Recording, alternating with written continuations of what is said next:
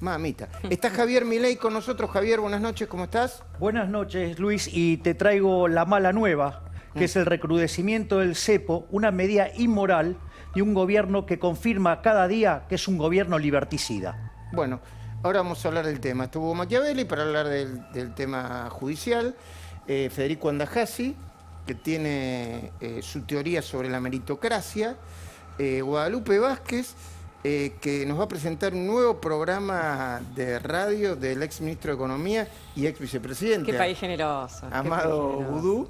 Y con Silvina Martínez vamos a hablar de algunas otras cosas más que tienen que ver con Cristóbal López.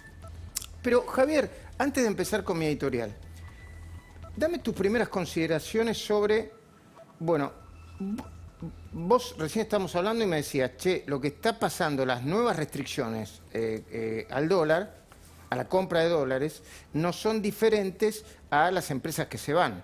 O sea, están muy vinculadas una cosa con la otra. Exactamente. Vos lo que tenés es que es una economía que camina directamente a velocidad muy fuerte hacia Venezuela. Entonces, vos no solo que vas a tratar de salir de los activos denominados en pesos o emitidos por el gobierno argentino, que es un gobierno de estafadores, sino que además tratás de salir de la economía desinvirtiendo. Entonces, no solo vas a tener un problema en el plano financiero, sino que además vas a tener un problema en el plano real. Vos decís que las empresas se van porque no ven la salida. A ver, yo lo hablaba con Martín, seamos precisos en este sentido. Muchas multinacionales que están en Latinoamérica, incluso multinacionales latinoamericanas como Falabella, no se van de Perú, de Uruguay, creo que están en Uruguay, de Paraguay, se van de Argentina. Bien, por eso. Entonces, el primer punto es, mirá, las empresas se están yendo, pero no se van del planeta Tierra, no es que se están mudando a Marte. O sea, no es la pandemia o el tratamiento de las cuarentenas, es Argentina. Argentina tiene dos problemas esenciales. Hay uno que es muy evidente, la presión fiscal. Argentina tiene la presión fiscal en blanco más alta en el mundo. Tiene el mayor castigo impositivo del mundo a una empresa, porque hay un estudio del Banco Mundial con KPMG que dice que, con Pricewaterhouse, que Argentina está segundo en la presión fiscal sobre las empresas, de que cada 100 que ganan pagan 106 de impuestos. Y primero están las Islas Comoros, pero en Argentina no se ajustan por inflación los balances. Por lo tanto, cuando haces ese ajuste, el número es escandalosamente mayor. Primer punto. Después, no solo que te matan impuestos, hay 69.000 regulaciones. Y todas esas regulaciones son todos kiosquitos, ¿sí? Y como si todo eso fuera poco, cuando vos ganás un mango, viene un trasnochado con la idea de la justicia social y te lo quiere robar. Eso por un lado. Y por otro lado, cuando vos mirás el placer que le genera expropiar cosas, ¿sí? La imposibilidad de ganar dinero, la falta de respeto de la propiedad privada, con el discurso además del odio a la meritocracia, es decir, el canto a la mediocridad, bueno, las empresas se ven espantadas y se van. Claro. Entonces, es muy grave lo que está pasando en Argentina, porque vos... Perdón, yo digo, el CEO de una... El CEO, ayer lo estamos hablando, el CEO de cualquier multinacional, escucha el tema de la meritocracia y dice, perdón, yo estoy acá para ustedes le quieren llamar a ganar guita, pero para crecer. Ganar guita en las empresas significa crecer. Las empresas más serias, invertir y que sigan creciendo, y que sigan creciendo durante generaciones. Acá dicen, no, si yo hago mérito y crezco y gano, me van a apuntar con... Es muy con antieconómico el mensaje. Claro, pero aparte, tremendo, claro, el punto central es, mirá, Milton Friedman decía, ¿cuál es la responsabilidad social del empresario? La responsabilidad social del empresario es ganar plata, porque vos en el capitalismo solamente te puede ir bien sirviendo al prójimo, conviene de mejor calidad, mejor precio. Es decir, el tipo que gana un montón de guita es porque en realidad es un benefactor social. El tipo que descubra, por ejemplo, no sé... bien a vida, ¿no? Siempre estamos hablando honestamente. Sí, no, sí. para hablar de la corrupción, digamos, con el Estado alcanza y sobra. Porque la corrupción es inherente a la existencia del Estado. Porque vos, si vos sos corrupto en el sector privado, tenés más costos que los que deberías tener y vas a la quiebra. En cambio, en el Estado no pasa nada, porque total lo hacen con la nuestra. Sí, eso por un lado. Pero me parece que hay una cuestión fundamental, que este gobierno está atacando los dos pilares fundamentales del crecimiento. Los dos pilares son el ahorro, que es lo que financia la inversión. Ya vimos todos los problemas que hay para invertir acá. Argentina está en los peores rankings de Doing Business, en los peores rankings de... ¿Qué son ese ranking? ¿Qué mide? Cómo vos tenés facilidad para hacer negocios. Acá es un infierno hacer negocios. Y por otro lado, digamos, los respeto de derecho de la propiedad. Se viven llenando la boca de los nórdicos. Los nórdicos están primeros en los rankings de respeto de derecho de propiedad. Por lo tanto, digo, basta de la falacia de los nórdicos, ¿sí? Entonces, eso por un lado. Y después, vos cómo financiás, si pudieras tener inversión, lo financiás con ahorro. Sin embargo, el gobierno es una máquina de estimular el consumo, es una máquina de castigar a los ahorristas. Entonces vos estás destruyendo el ahorro, estás destruyendo la inversión. Esta economía está implosionando. Esta economía no crece desde el 2011. En términos per cápita se está destruyendo. Y para adelante la situación es peor porque no solo que ahora las empresas no invierten, sino que además desinvierten. Por lo tanto, tenés una contracción del capital físico, contracción de la productividad. Los salarios reales de esta economía van a ser miserables. Bueno, ahora la seguimos, pero está planteado el tema, ¿no? El comentario del día de hoy. El Alberto Fernández de los miércoles, que soy, la Cristina de siempre y el verdadero Cristóbal López. Cada vez que el presidente habla, hay millones de argentinos que le recuerdan que no hace mucho dijo o hizo lo contrario. El año pasado fue, al responder preguntas frente a varios periodistas del Grupo Clarín, era candidato a presidente, todavía no era presidente. Alberto Fernández había definido el cepo como una piedra en el medio de una puerta giratoria. Una definición interesante, ¿no? En ese momento te da cierta expectativa. Dijo que no le gustaba el cepo, era candidato. Hablaba con mucha prestancia y naturalidad. De alguna manera se puso en el lugar de profesor a quienes desasnaba, ¿no? Desasnando a los argentinos. Nos dijo que el cepo no servía prácticamente para nada. Mirá. El cepo, yo siempre uso la misma figura, es una solución que es como poner una piedra en una puerta giratoria, ¿no? Efectivamente, si yo pongo una piedra en la puerta giratoria, nadie sale, pero nadie entra, ¿eh? Y eso fue lo que nos pasó con el cepo. ¿Por qué Cristina hizo eso? Porque la Argentina periódicamente tiene un punto de asfixia donde no hay la cantidad de dólares necesarios para la demanda de dólares que tiene la Argentina. Eso le pasó a Macri. Y cuando a Macri le pasó, ¿qué hizo? Tomó deuda. Y así estamos. Así estamos. Las dos formas no son buenos mecanismos para resolver el problema. Ninguno de los dos. Bueno, ya empezaba a acomodar un poco el discurso. Lo hizo Cristina, pero también lo hizo Macri, ahí se quedó con Macri, ¿viste? Bueno, el ministro de Economía, Martín Guzmán, había descartado el fin de semana pasado, este es otro problema que tiene el gobierno, el fin de semana pasado, en una nota que le hicieron acá en La Nación, nuevas restricciones sobre la moneda norteamericana.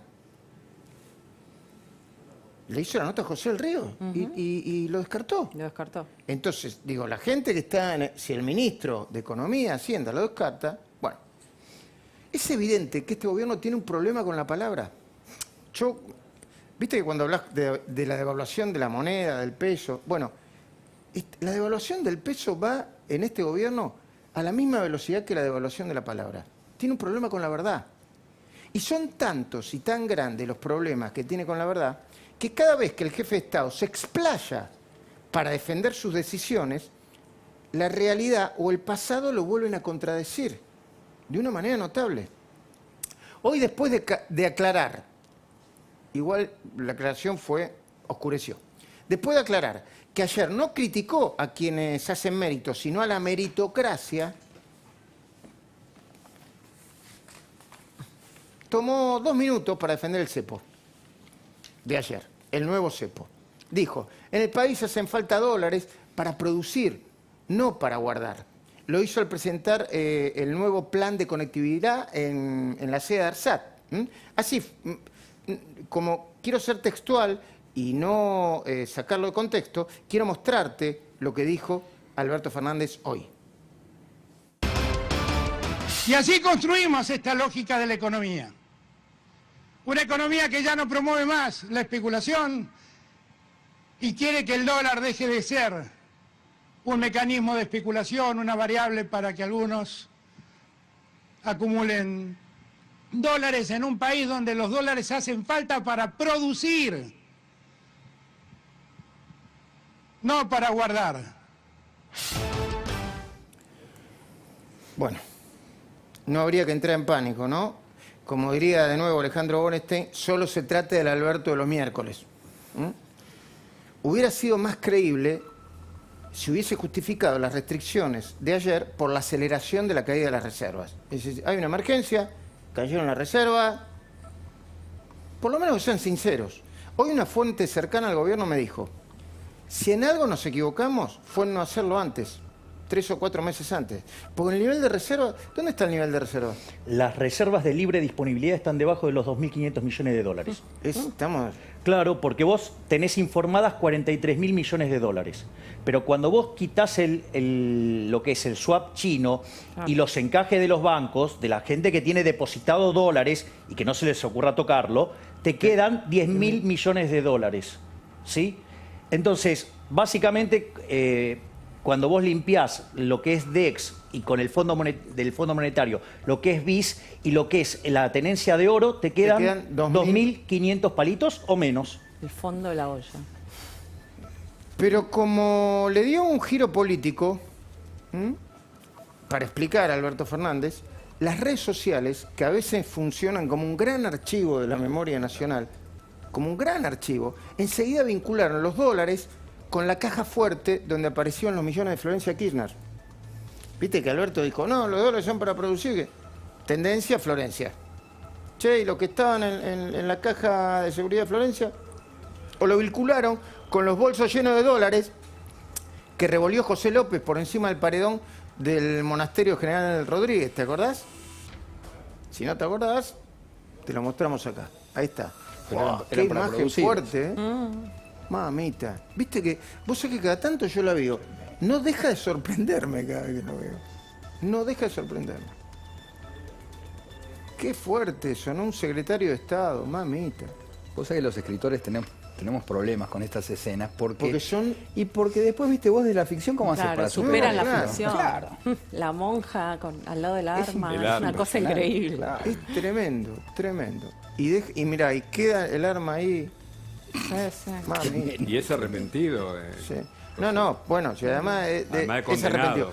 Pero además, lo más gracioso de esto es que como Daddy Brieva, que es otro, a ver, lo voy a decir con respeto, analfabeto político funcional, dijo que no habían tirado que era mentira que habían tirado los bolsos. Claro. Sí. Pero no es mentira, porque el pollero que fue el que los vio, lo Exacto. vio, no aparece Pasando en el el video. paredón de la calle Pero hacia claro, adentro. lo vio Claro. como tiraban los bolsos, se quedó así el pollero. Bueno, pero si uno va un poquitito, solo un poquitito más para atrás, se encuentra con el Alberto de antes de amigarse con Cristina. Hoy me pasaron ese video, creo que me lo pasó Javier, pero me lo pasó un montón de gente. El que criticaba al cepo así. Este es Alberto con Joaquín Morales Solá, previo acuerdo con Cristina. Hay que aclararlo. Mirá. Lo que sí creo que estamos viendo una etapa de creciente intervención en las libertades. Y yo no sé cómo lo llama la presidenta, pero si yo quiero comprar dólares hoy no puedo. Estoy sometido a una autorización de un sistema informático que me tiene que dar la FIP. ¿Cómo se llama, presidenta, esta intervención que hace que yo esté obligado a poner mi dinero y mis ahorros en un plazo fijo que me va a dar 10 puntos menos que la inflación? ¿Cómo se llama eso si no es un decir, que mecanismo pierde sus de ahorros. Claro, ¿cómo se llama eso si no es un mecanismo de intervención a mi libertad? ¿Cómo se llama el mecanismo por el cual yo estoy privado de ahorrar en dólares? La presidenta dijo que en Argentina no hay inflación, que la inflación es del 10%. Mire, presidenta, si esto es cierto, declaremos a la Argentina país solidario por excelencia, porque nuestros empresarios dan 15 puntos más de aumento a los salarios por encima de la inflación. Presidenta, la verdad es que es tomarnos de estúpidos a todos decir semejante cosa. Presidenta, explíqueme por qué sube el gasto público cerca de un 30% y la emisión monetaria un 38% si no es que hay inflación. Explíqueme por qué usted ve aumentar la recaudación cerca de un 30% si no es porque hay inflación. Porque la sensación que uno tiene es que estamos con una presidenta que o no percibe o niega lo que efectivamente pasa. Es que estamos con una presidenta que o no percibe o niega lo que efectivamente pasa. Bueno, eso en blanco y negro es un rulito que le hacen los que arman esas cosas de archivo, pero recién Alberto Fernández parecía Milei, ¿eh? Sí. Con todo respeto. Sí. Le faltaba decir que la inflación es siempre y en todo lugar un fenómeno monetario y estaba perfecto. Pero, o sea, pará, lo digo porque No, ideológicamente increíble. parecía... Un Y que había libertario. que cerrar el Banco Central, ¿no? Le faltó No, Y eso es un poquitito más fuerte. bueno, Lo que no deja de sorprender, hay que reírse un poco porque si no, lo que no deja de sorprender de este gobierno, en particular, ni el peronismo en general, es que no se hacen cargo de nada, no se hacen cargo de nada. Cuando le preguntaron al ministro de Trabajo, Claudio Moroni, por qué creía que parte del grupo Falabella abandonaba la Argentina, lo adjudicó a un problema de la propia empresa. A ver, no me crean a mí, este es el ministro de Trabajo diciendo, no, son problemas empresarios, mirá. Hay empresas que se están retirando del país. Usted citaba el caso de LAN. LAN está en un proceso de lo que se llama capítulo 11 en Estados Unidos, que es un proceso concursal. O sea, no es que decidió retirarse solo de la Argentina, sino que está en un proceso muy especial la compañía y entre esas decisiones decidió cancelar parte de la operación argentina. En cuanto a las otras empresas que usted alude, que me parece que volvemos a juntar cosas que son distintas. O sea, Argentina en rigor, en comparación con gran parte de los países, ha tenido menos pérdida de empleo que todos nuestros países vecinos, de modo tal que el consumo vemos que sigue funcionando razonablemente bien y la actividad industrial está repuntando. Incluso hoy el informe de la UIA da algo parecido a lo que nosotros veníamos dando en los informes de indicadores laborales, en donde el empleo industrial está creciendo. Así que yo no veo que haya una situación particular de la Argentina que provoque la salida de las empresas, sino que son decisiones empresariales tomadas por algunos motivos. Bueno, habría que recordarle con respeto al ministro que desde que comenzó la pandemia anunciaron su ida de la Argentina, no solo Falabella, una parte de Falabella, ¿no? Sino las siguientes empresas. Escuchen, Latam, la empresa neozelandesa, BAF, Qatar Norwegian. Airlines, Emirates Airlines, Globo. Qatar, Norwegian, Emirates. Axalta, Saint-Gobain, Security, Pierre Fabre, Nike se va de la Argentina, Wrangler se había ido ya. Amazon prefirió ir a Chile. Bueno, claro, bajaron inversiones, lo mismo que Volkswagen y Ford. bueno. Digo, tenés también, Alsa cerró, digamos que cerró 37 locales de Starbucks. O sea, Y según el último relevamiento de la Cámara de Comercio, el 24 de julio cerraron más de 40.000 empresas en Argentina. O sea que yo digo, por lo menos mírenla la realidad. O no me cuente una película porque además todo el mundo se da cuenta. O sea, para responder esto, lo único que tenemos que hacer nosotros es hacer un clic, ¿viste? Sí. No es que tenemos que ir ¿viste? A los archivos secretos de no sé dónde. sí, pero si me permitís, Luis, ¿Cómo no? también se destruyeron 400.000 puestos de trabajo formales, 600.000 informales. Vos tenés prohibición para despedir, prohibición de quiebras, algo verdaderamente es como querer eliminar la ley de gravedad por decreto, ¿sí? Pero no solo eso, sino que vos hoy el dato de desempleo que ves en torno al 15% no está mentido, pero es falso en algún sentido. ¿Por qué? Porque ¿qué es alguien que está desempleado? Alguien que busca empleo pero no lo encuentra. Suponete un mozo. Lo echaron del bar que estaba. Va a ir a buscar a otro bar si sabe que está cerrado. No, claro, es como si tuvieras, un efecto desaliento que transitoriamente te contrae la oferta de trabajo, pero que cuando vos abras y vayas a buscar trabajo, te vas a pegar una piña novela contra la realidad porque no vas a conseguir. Y te digo más, el día que abran la economía y se empiece a mover toda la economía y la gente tome conciencia de la parte del índice de precios que no está subiendo, porque está, digamos, frisada, acuarentenada y controlada. Está reprimida. Claro, el nivel de pobreza que vamos a tener es enorme. Mira, te lo puedo hacer con una cuenta. Se espera que para el dato de inflación de agosto sea 3%, pero se te mueve nada más que el 30% del índice, porque hay 40% en cuarentenado, 30% pisado, ya sea por tarifas pisadas o precios controlados, y te queda un 30% restante, y eso te genera 3 puntos de inflación, o sea que son en un mes 10.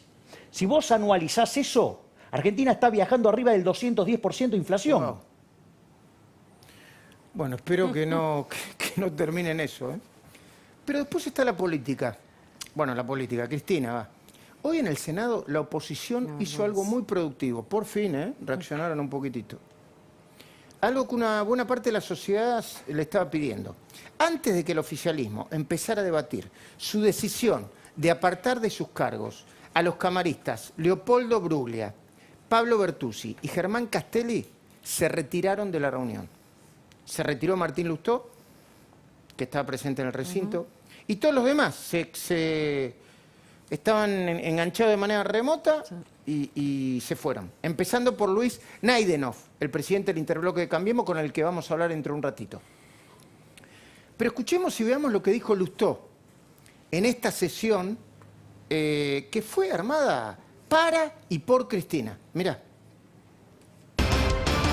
Entonces, la agenda de esta sesión especial claramente no es la agenda de la gente.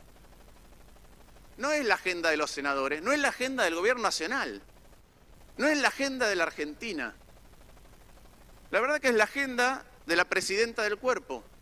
Y no voy a hacer ni nombres propios, ni voy a adjetivar, ni voy a meter en qué es cada causa, ni nada. Si uno lo mira, la agenda de hoy es apartar a 3 jueces que atienden en causas en donde está involucrada la vicepresidenta de la Nación y la presidenta de este cuerpo. Es eso, les guste o no les guste.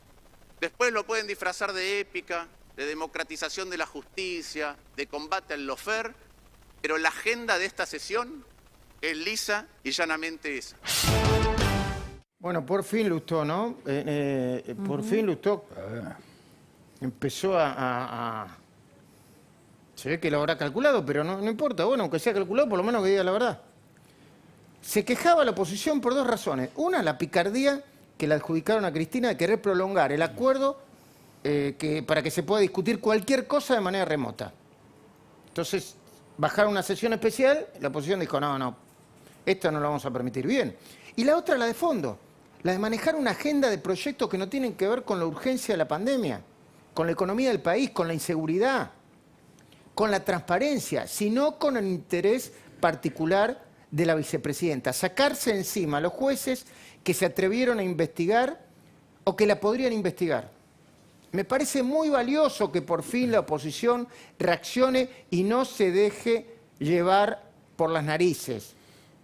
Me parece muy bien que le pongan un freno también gestual a la prepotencia de Cristina, que la exhiban, que la pongan en evidencia.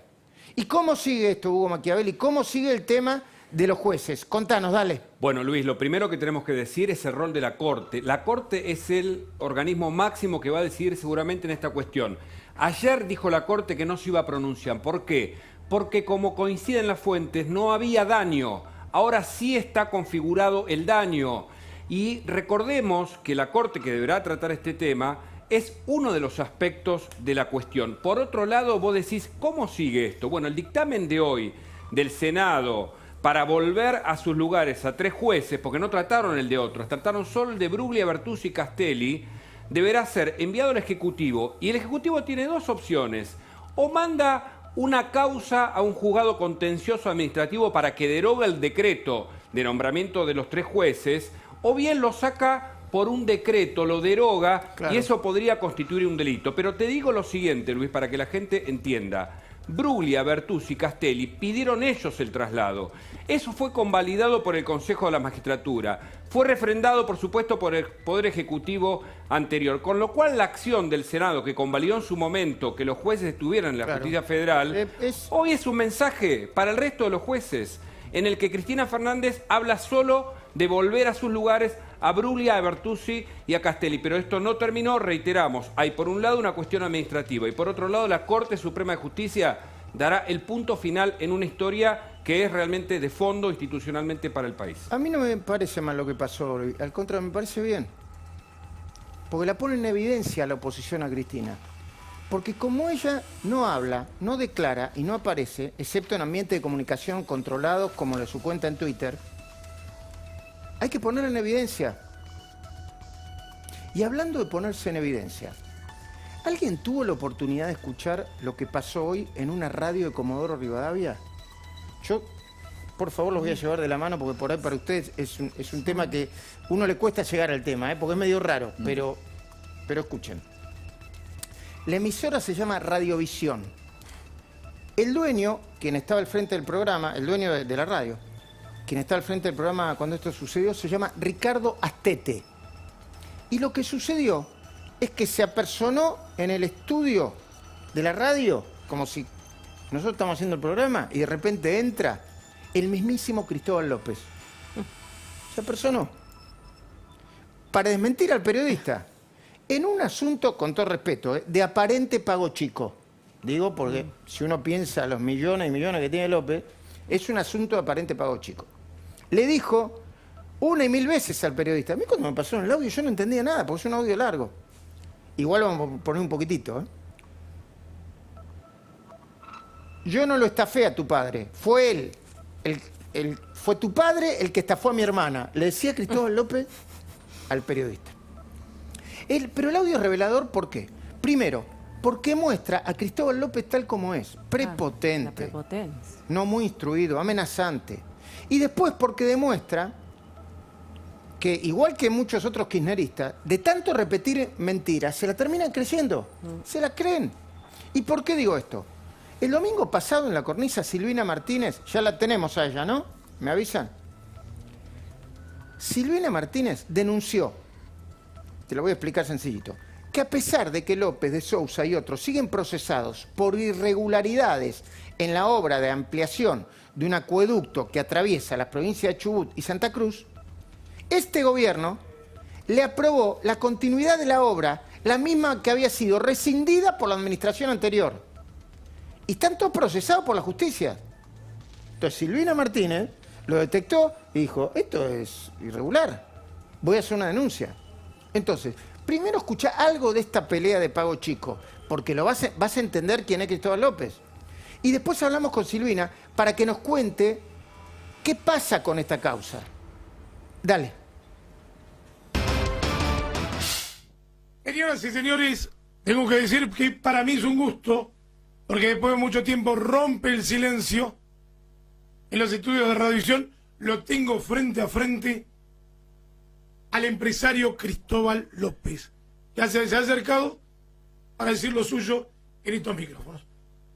Cristóbal, ¿cómo te va? Muy buenos días. Buen día. Te escuchamos. Yo no rompo ningún silencio, ni vengo a que escuches lo que vos pretendés. Yo vengo, como vine ayer, a preguntarte por qué dijiste al aire los otros días que yo había estafado a tu padre. Esa es la pregunta que quiero que me contestes. El resto, lo que vos decís, comentalo, todavía no tengo problema. ¿Por qué estafé yo a tu padre?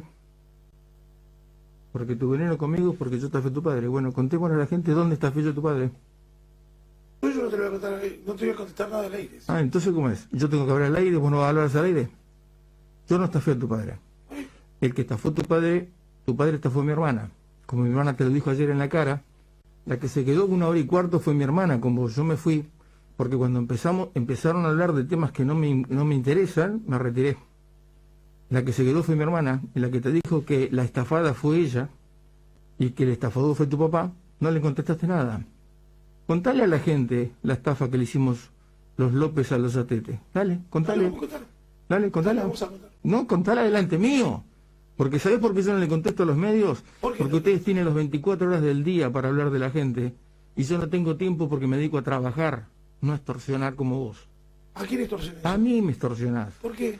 Porque le dijiste a un socio mío que para que no hablaras más de mí tenía que darle $400.000 o comprar una casa. Sí, a Ricardo Benedicto. ¿A Ricardo Benedicto? Sí, señor. ¿Es socio tuyo? No, era socio mío, es amigo mío. $400.000. Eso me dijo. Está bien. ¿Eh? Traílo a Ricardo Benedicto. No. Dueño del Casino Club. Ahora no se puede, estamos en cuarentena, pero cuando pase la cuarentena no tendrá problema en venir. Está bien, no hay problema. Entonces contale a la gente dónde está fecha tu padre, que dijiste antes de ayer que yo le había estafado a tu padre. A ver, dale. Qué locura. A ver, primero, es como que desdobla su personalidad. Él dice los medios de comunicación y es dueño de un medio de comunicación que es el canal de la venganza. Yo no sé si se lo puede definir como un medio de comunicación. Es el canal de la venganza. Y después, permítanme, porque hay que hablar de mérito también, ¿eh? Permítanme. ¿Ustedes vieron la cantidad de veces que le agrega eses a las palabras que no tiene, Cristóbal López? No, yo no me río de eso, no. Digo, no, porque es un... Pero podría usar todo el dinero que tiene para instruirse mejor, para ser más instruido y más educado. Todo el dinero que tiene, en el caso de que parte de su dinero sea bien habido.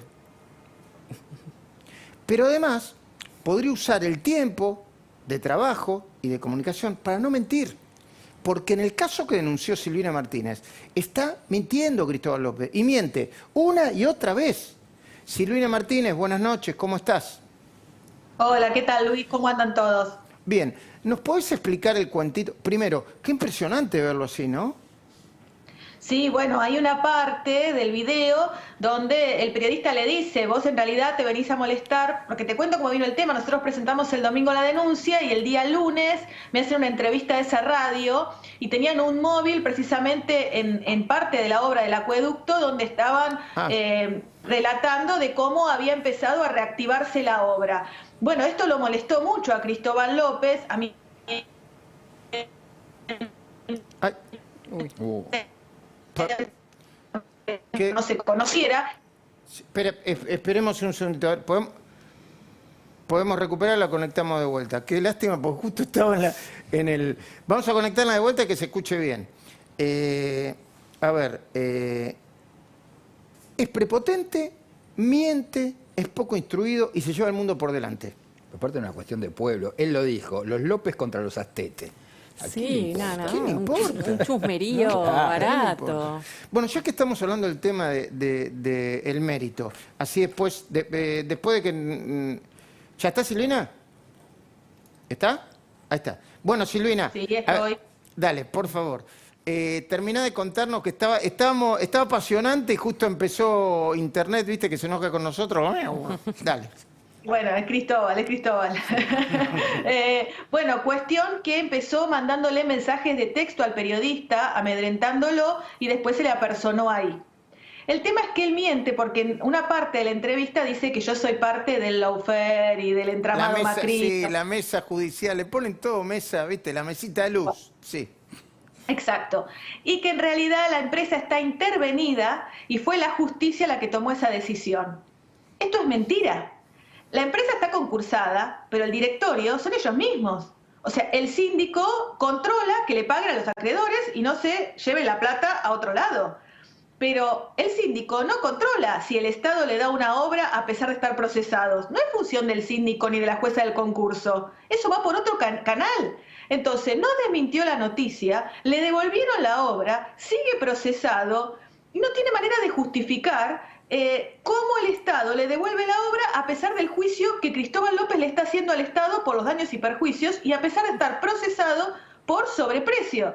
Ahora, también salió Fabián de Sousa en su diario. Lo más gracioso, y acá todavía me sigo riendo, es que habla en el diario Ámbito Financiero de que nosotros instalamos una fake news.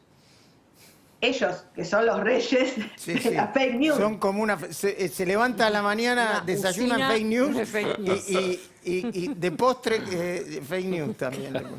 El último postre. No, me sigo riendo, pero no sé si era chiste o lo decían en serio. Ahora voy a hablar un poquito en serio. ¿Me ayudas? Dale. ¿Vos sabés que yo creo que tiene un problema psicológico? Cristóbal López, en algún caso Cristina, algunos de los perritos falderos de Cristina, ellos mienten. Y hay en un momento en que se levantan a la mañana y creen sus propias mentiras. Sí, ¿eso sucede en psicología? Claro, absolutamente sí. Y vos sabés que hay un trabajo muy interesante de Claude Lévi-Strauss que dice que para ser chamán, para ser hechicero, hay que creer en la propia magia. Y eso es lo que les está pasando, ¿no? Porque no podrían mentir tanto si finalmente no se convencieran de todas estas mentiras que dicen, ¿no? Lo que pasa... Perdón, y con los jueces, con Bruglia, Bertuzzi, eso también. Porque vos vas a los papeles... Y no hay manera de que no los pueden echar. Primero, ¿por qué una acordada de 3 jueces de la Corte y 3 de los mismos jueces de la Corte que están acá? Porque el Consejo de la Magistratura en su momento dijo, sí, efectivamente, hasta aquí vale. Porque el propio Senado en su momento ratificó.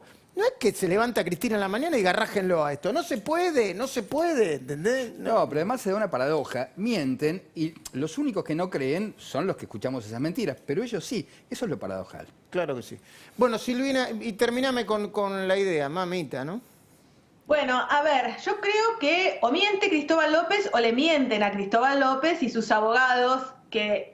Es Beraldi su abogado, mirá, el mismo de Cristina, qué casualidad. Mirá, espérame un segundito. Beraldi, usted dijo que yo era Pirincho, mintió.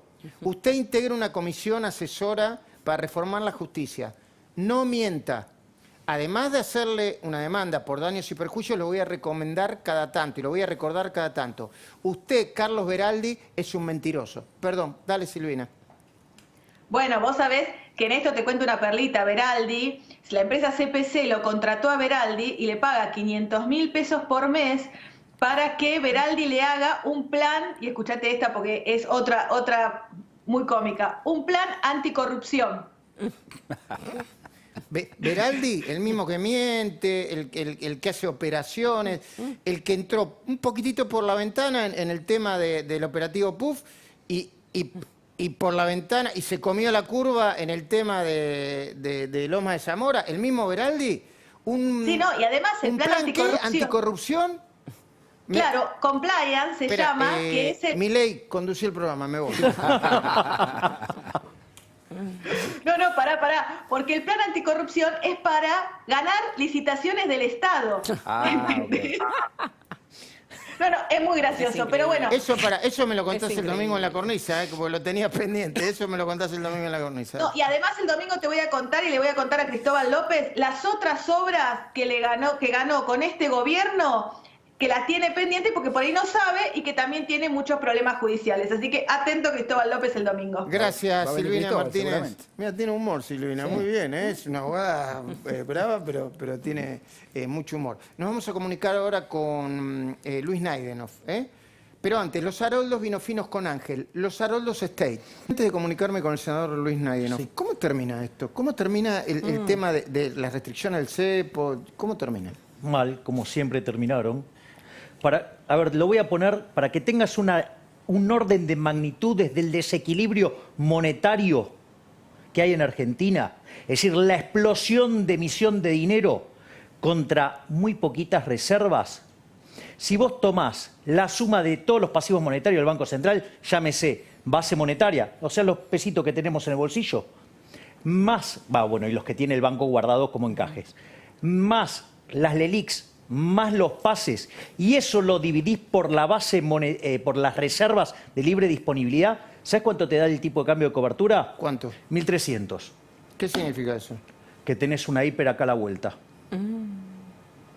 Vamos a la peor crisis de la historia económica argentina, porque en los indicadores reales estás en los niveles del 2002, caída del PBI. Le queremos a Guzmán, 12%. Bueno, en el 2002 caíste 10,9%. ¿Cuánto hubo? ¿25% de desempleo? Bueno, ahora estamos en 15, camino a 20, pero con un montón de empresas muriéndose. Cuando blanqueemos nos vamos a dar cuenta. Y con restricción de no se puede... Que no podés despedir gente, claro. Doble indemnización y prohibición de quiebras. Pero como si todo eso fuera poco, ¿sí? Vos ya tenés la pobreza rondando entre el 40 y el 50%. Cuando te estalle la hiper... Porque la hiper está a la vuelta de la esquina. ¿Qué es lo que pasa? Bueno, perdón, te interrumpo. Por ya favor. Agosto, 2,7% de inflación, contra julio, que era 1,9%. Y no mayorista ya te viene subiendo hace rato también. Mayorista ya mucho más. Y encima ya septiembre vas a empezar a sentir el dólar, claro, dólar nuevo. Exacto. Entonces, ¿qué es lo que quiero decir con esto? Que vos tenés una explosión de oferta monetaria, o sea, la cantidad de dinero está volando furiosamente. No hay demanda de dinero, la gente no quiere tener dinero. ¿Por qué? Porque vos tuviste un tremendo excedente comercial y el Banco Central pierde reservas a lo loco. Tenés caída de la actividad económica. Entonces, ese bruto exceso de oferta de dinero hace que el poder adquisitivo del dinero caiga. Quiere decir que los precios se van por las nubes. Entonces, ya los tenés todos, digamos, y la realidad es que ya se quedaron sin reservas. Ya no tienen cómo defenderlo. Ya te digo, el tipo de cambio de cobertura te da 1.300. ¿Qué quiere decir? Y que abajo de eso hay un montón de inflación. Y eso cuando estalle te va a llevar la pobreza a niveles del 75%. Vamos a ver una crisis social como nunca en la historia. Ni el peronismo va a poder manejar esta atrocidad que hizo el cuarto gobierno kirchnerista. No te me vayas, Javier, que ahora la seguimos. A ver, ¿en serio que Vudú va a tener un programa de televisión? Yo todavía no me estaba por ir, pero ahora sí me voy. ¿Un programa de radio? Un programa de radio. Vudú, Vudú. ¿Y por qué le pusieron de título Vudú Lounge, como el disco de los Rolling Stones? A él le gusta el rock. La gira de 1994. Claro, pero vudú, en vez de escrito con B corta, como vudú, como la práctica del vudú, no, sino como obviamente el apellido. ¿Y va a pasar música? Va a pasar música. Bueno, porfa, Sí, va a de pasar onda le digo, música. por favor, pase toda la música Pero que lo quiera. peor- No la música que hace él, ¿eh? Claro. No, Mal esperemos. canta, por favor. Ahora, si le Esperemos gusta que no. tanto el rock, ¿por qué lo maltrata? No, tiene un problema de autoestima, Vudú. ¿Ves que también es un problema de autopercepción? ¿Viste? Claro, ¿viste? Cuando uno no hace las cosas bien, alguien tiene que decirle, che, Sí, sí, sí. suficiente, muchacho. Tener un amigo, ¿no? Que te Sí. diga, no lo hagas. Bueno, los amigos que tocaban también con él. Bueno, pero dale, no hay problema. Bueno, va a tener un público cautivo, ¿no? Sí. Si lo escuchan sus amigos de la mancha de cárcel. Rolando, dale. Y va a robar con el rating, ¿no? Va a competir conmigo. Yo no quiero ser autorreferencial, pero yo estoy los domingos a las 12 del mediodía en Radio Rivadavia. Va a ser el mismo horario y va a hablar también de política y de economía. Y él es un ex SEMA, ¿no? Es un Sí. SEMA Ah, boy. otro que Un también ultraliberal que cruzó Otro amigo de el Javier charco No. y que defendió pero yo un día me lo crucé el y él me super dijo, yo sabía de economía y me olvidé. Me lo reconoció. Ah, bueno, por lo ¿Dijo menos. eso? Sí. Pero pará, es una conversación privada esa. Era un pasillo de América. Ah, y te dijo, no sé más de economía. Yo sabía de economía, pero me olvidé. Bueno, ¿cuándo No, se- empieza el 27 de septiembre y fuera de chiste, la verdad, él está cumpliendo la condena, 5 años y 10 meses de prisión, le dieron prisión domiciliaria al top 4. Muy bien. Pero raro, ¿no? Que cumpliendo prisión pueda hacer un programa de radio. ¿Raro en la Argentina? No, sí, es verdad. No es nada esto. Increíble. Cuando volvamos, Federico Andajasi nos va el Vamos tema a hablar del de- mérito. Si el gobierno cree o no cree en el mérito, porque hay una contradicción ahí. ¿El gobierno esto es una contradicción? Votalo.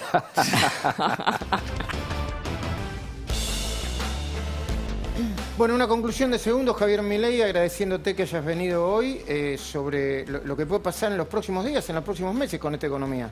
A ver, todo lo que viene para adelante la economía argentina es malo. Tanto en lo real como en lo financiero, en lo monetario. Y lo peor de todo es el pésimo futuro que viene. Hay un libro maravilloso que leí recientemente, que me tocó comentar, de Alberto Venegas Lynch y de Gustavo Peregni, que se llama El retorno de la barbarie. Y dice, la barbarie es la justicia social. Son los valores de la envidia, del odio, el resentimiento, el trato desigual frente a la ley y el robo. Ese conjunto de valores deriva en instituciones de pésima calidad que lo único que hace es generar pobres. Si no me creen, miren Venezuela. Gracias, Javier. No, Gracias a todos. Gracias, Luis. Muchísimas gracias a todos. Nos vemos mañana a partir de las 9 de la noche y quédense con...